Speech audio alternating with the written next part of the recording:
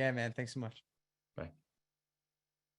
All right, everybody. So we got a 7th inning stretch for like a second, and then we're back in it. So I know a lot of you guys are out and about on the go. We still have a ton of people in here, which is super cool. We got someone that is one of my very, very good friends. Actually, like one of the first people that I've actually ever coached or at least helped. Skylar was going to be Green Line Home Services. This guy was going to do everything. He was going to cut lawns. He was going to deliver your groceries. And he's going to paint your house. And then we had a conversation, and I told him, I said, man, why don't you just do painting? And he took that to heart. And now this guy's a painting powerhouse. I call it, whenever he calls me, I say, what's up, PGH Powerhouse? Because that's what he is. I like Skylar's story, and that's what I hope that he's going to share today. I'm going to be here kind of with him, guiding that story, but making sure he gets the good stuff out. Skylar owns PGH Painters in Pittsburgh. They do a fine job of just crushing it. Here's why I brought Skylar on here. Number one, he has had a really nice, steady increase of gross sales up until about last year. Then he hit like this crazy growth that I'll let him share the details on. One thing about him is that he started with employees. He realized that wasn't a good fit for him, and he transitioned to subs. Those of you who know me, I'm an employee guy, but I always appreciate another way of doing business. So, that's worked for him. It might work for you. So I'll let you take it away, Skylar, man. Give us a little synopsis of who you are, what you do, and how you're going to bring some value today. Sweet. Thank you, Tanner. Appreciate the intro and this event, man. The marketing guys earlier gave me like a long list of things to do that brought it top of mind for sure. So just to get started, I really just want to like kick off how I kind of got into this business and where it started. So I didn't like come in with some grand business knowledge. I really had no clue what I was doing. Basically came in on a low note. I was in college, ended up dropping out of college, did a couple years there, ended up moving back home with the family and had to figure out what to do. And basically what I ended up doing is I found a small job, and then after that I connected with a handyman, and basically he would pick me up every day and drive me around, and I'd be fixing toilets and odd jobs, and a lot of times just driving around. And that's when I got my first start kind of painting. Up until then, I did like a couple, house interior projects for my family, and I absolutely hated painting. I was so terrible at it. I didn't have the patience for it. And basically with this handyman, a couple months later, he knew I wanted to start my own thing, and I wanted to get into something.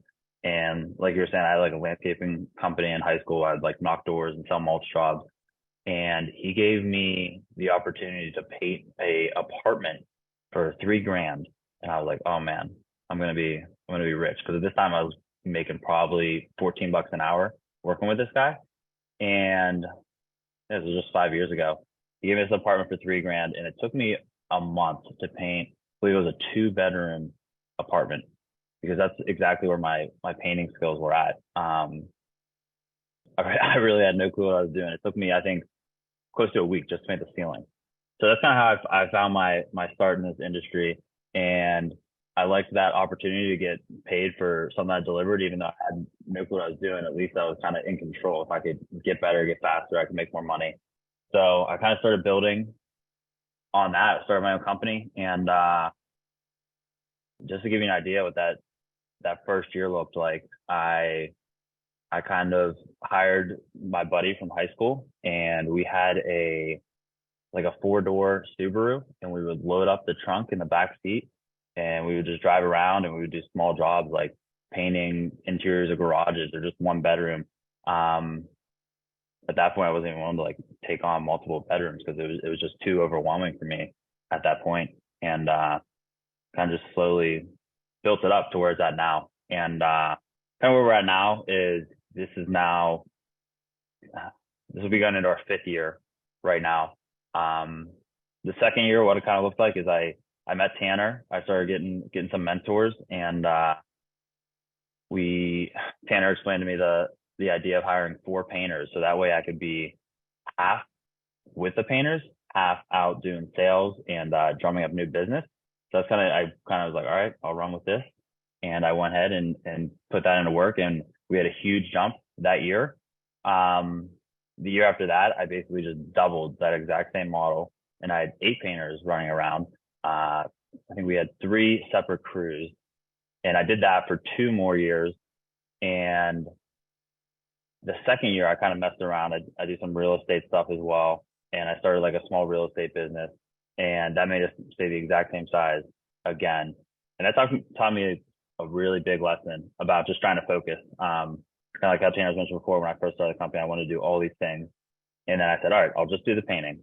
And by the way, we only do residential, and for a while we only did interior. Then we added exterior, and then we actually just added cabinets last year. But that taught me another lesson. I tried to start another company when I was running the painting company as well, and the painting company didn't do bad, but we sat at the exact same numbers as the year we did before. And then last year we doubled again, crossed $1 million threshold. So yeah, I mean, that's just a quick Love background it, man. there. Love it. And the story is interesting because you did take my advice. You did add some employees. What are some of the challenges that you ran into with employees? Because that's ultimately what triggered you to switch to subs. So why don't we talk about some of the challenges of employees? Because if everybody could just recruit employees, it's easy, but it's not. Dive into that a little bit, because there's a reason you have very few employees now. Yeah. So I'll say up until last year, I was very afraid of taking on subcontractors, because I feel like I didn't have enough control of them. I was just gonna have random people running around my jobs, and I was very concerned. I wanted to deliver a great experience and product to my clients, and I didn't want to lose that control.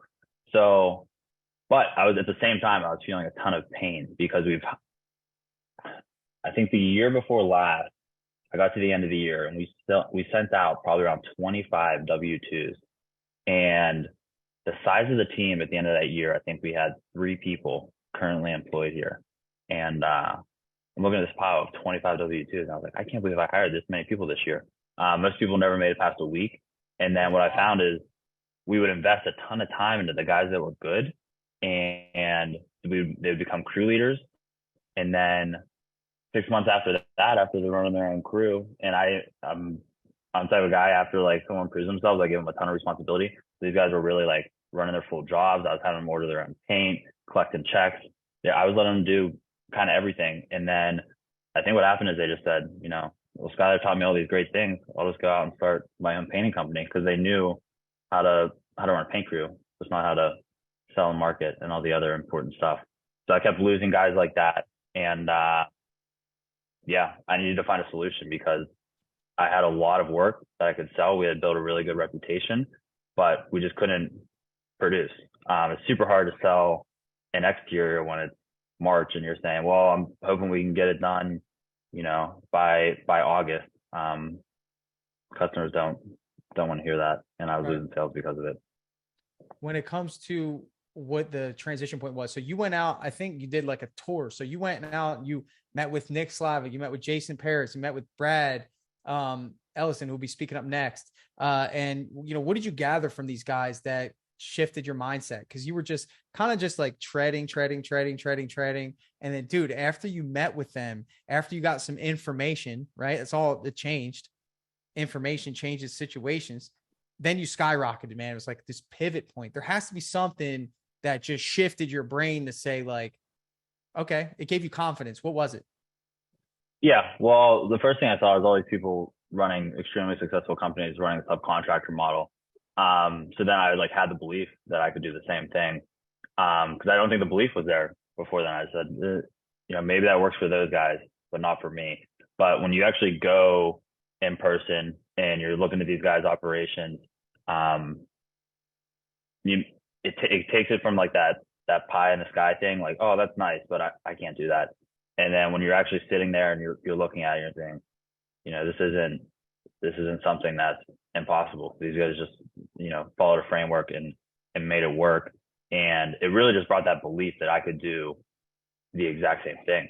I think a lot of it's like not even just the information, but just like actually seeing it for myself and like with my own eyes, just being around it and saying, I can be like these people as well.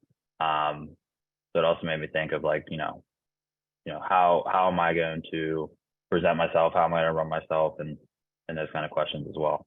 You really professionalize your brand though. If you have ever seen any of Skylar's branding, he's got all the vans. Are they wrapped? We got them like partially wrapped. Yeah. Partially wrapped, right? I mean, everything's super clean. You have this avatar, the Pittsburgh paint guy. You really focus heavily on the branding. And I think we just have got to understand that like this stuff matters. And I think the vehicles being around town, the yard signs, like I think you have some of the coolest branding in the painting business. If you guys want to check out Skylar's branding, just type in pghpainters.com and you'll see he's got like the super cool logo. It's all super it's just fun. It's like a fun brand. Do you find that your customers attract to that? Like, I mean, do you feel as though that how much of a difference is that making for you from what you've seen? I think it's huge. So for example, I go out on a quote last week and walk them through our process. I don't do some crazy, you know, I think I do a good job at sales, but I'm not like some crazy hardcore closer or anything like that. But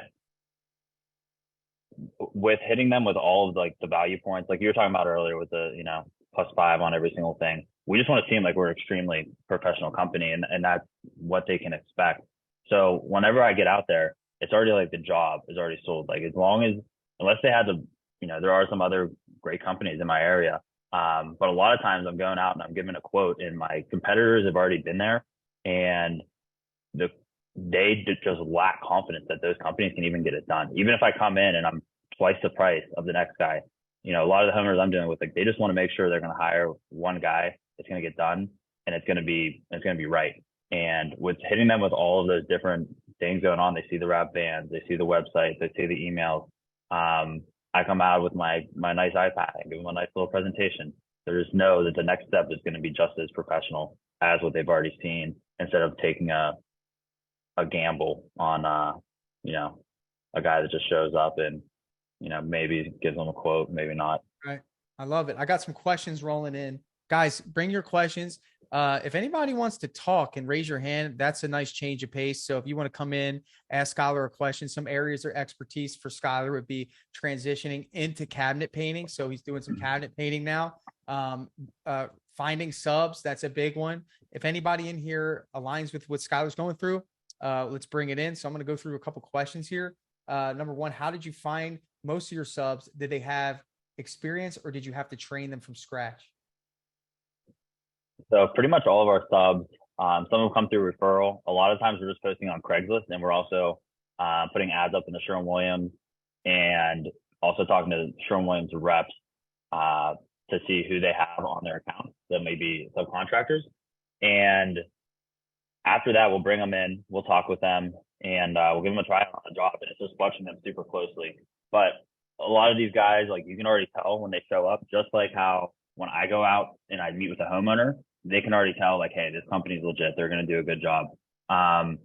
So you see, like when a guy rolls up to a shop, I see what kind of vehicle he's driving.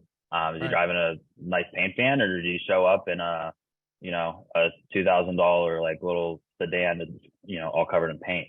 And I mean, that's how I started. And I would not want me 4 years ago going out and painting my customers' houses. So a lot of times we'll see that, and it's really great because you kind of de-risk yourself. Like I have a bunch of vans sitting here. I have to fill them up with equipment. I got to pay the insurance. I got to pay the gas. Stuff's breaking on them every single year. I got to pay all those bills. And whenever I switch to the submodel, I partner with these guys. They work with me essentially full time. But all that stuff is on them. I deal with one guy. I give him a set price, or, we agree for a price on a job, and he has the van. He has all the equipment. He has his guys. Instead of me dealing with 4 guys like I was before with the employee model, I just have one guy that's my direct contact, and he handles all these other guys. So. People want to know about the vans that you have wrapped. What are you doing with them if you're not using employees? So honestly, right now we have 3 wrapped vans. One of them is still in use by Kirk, who's our lead cabinet painter and does all of our cabinets. And then the other 2 vans will be getting put to work this year with a salesperson and project manager. Very good. Put them to use. Yep. Let's look at, so what do you see as the owner? What's the normal cost split for the subs? So it really depends on the job, but pretty much we're usually right at 40%. And then we provide all the paint to the sub. We order all of that stuff, coordinate that, and then they have to supply all materials. So tape, plastic, rollers, anything like that is on them to manage. Beautiful. Do your subs wear your uniforms? Do you have them in PGA shirts? It's not like a strict requirement, but we do give all the sub crews tons of free t-shirts with our logos on them. So most of the time they're pretty much always wearing them. Sometimes they'll be in some Sherwin-Williams gear as well, but we do require them to wear whites. I got a hand raised. Caesar, I'm bringing you in, bro. Just a heads up. See if I don't know. He raised it a little while ago. I don't know if he's still able to talk. Caesar, did you have a question? Give me another second. Okay. Elijah, did you want to jump in? Yeah, can you hear me? Yep. Perfect. So I just got called out to a Main Street job downtown, right across from the courthouse. The guy had a 3-story brick building that was previously painted blue, that now he wants it to be brick again without using any chemicals to strip it. So he either wants it painted to look like brick, or I was looking into sandblasting it.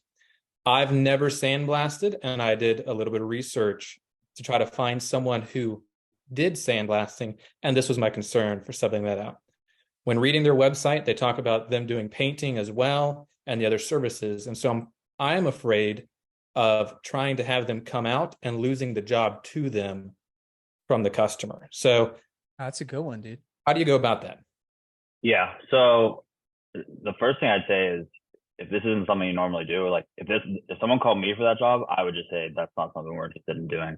I know like what our alley is, and for me, like I go out, I sell the job, and then on the after point, I pair that with a subcontractor. So I know my subcontractors, I know what their ability is. So, and I also know essentially how much money they want to make. So like I price out all the jobs for that, and then I give them on the back end to them, and they just show up. So most times the pretty much actually never the subcontractor is going out before the job is sold to look at the job.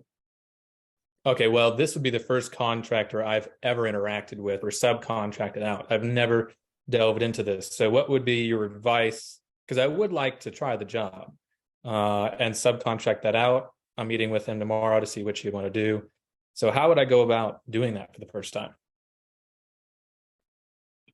I mean, if you want to bring him in, I would just go down there, meet with him, and take a look at the job and see what he has to say, make sure it's in his capability. But I mean, as long as there's a good understanding there, I find most guys aren't really trying to like cut you out, especially if you have, connections and you can give him more work in the future. Even if someone were to come with me, people come with me for cabinets sometimes, and we do cabinets super well. And if someone brings me a lead for cabinets and says, "Hey, can I subcontract you out on this?"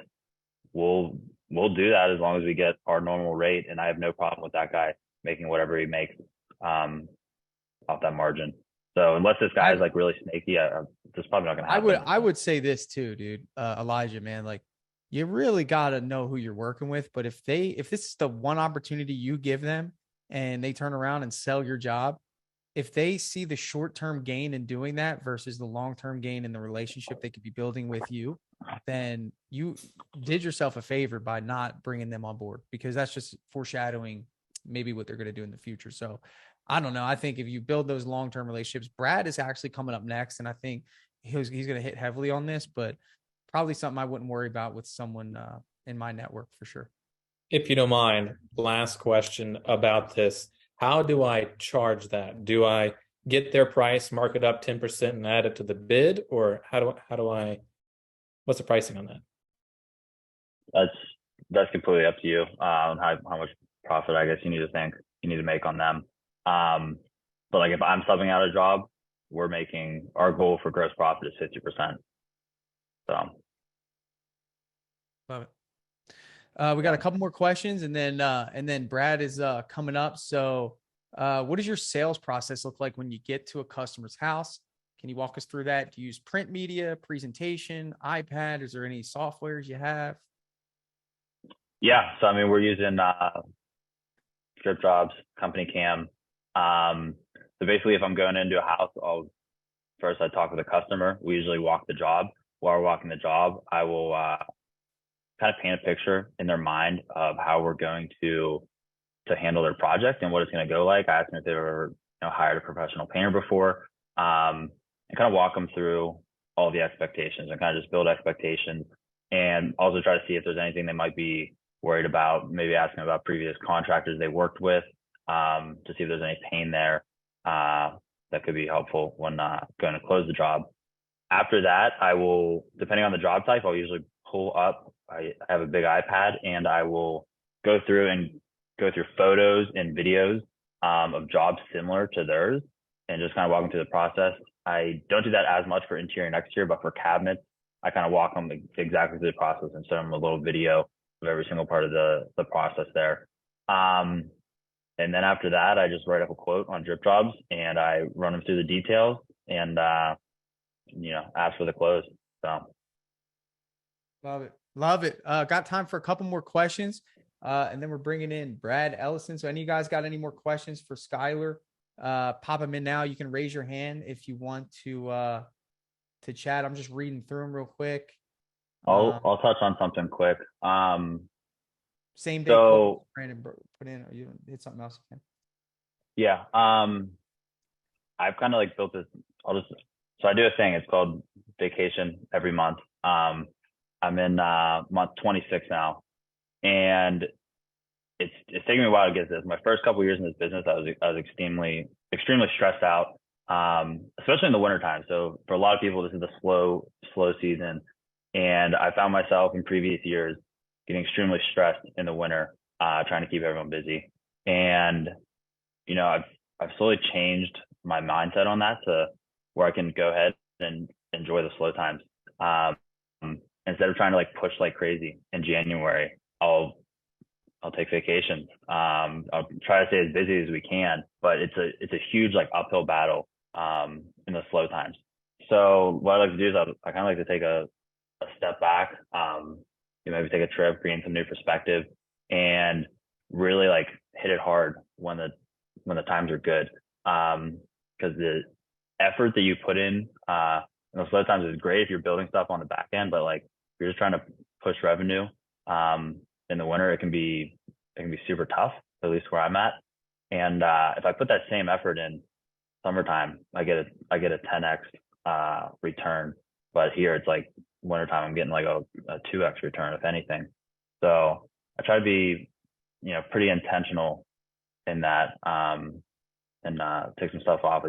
I know I can be really hard on myself as a business owner if I'm not, in that like grind space of getting stuff done. So. Boom. Love it. Well, Skylar, we appreciate you. There's going to be an opportunity for you to jump in the chat if you want to hit on some of the other questions that come in. So thank you, brother, for sharing your story, sharing the things that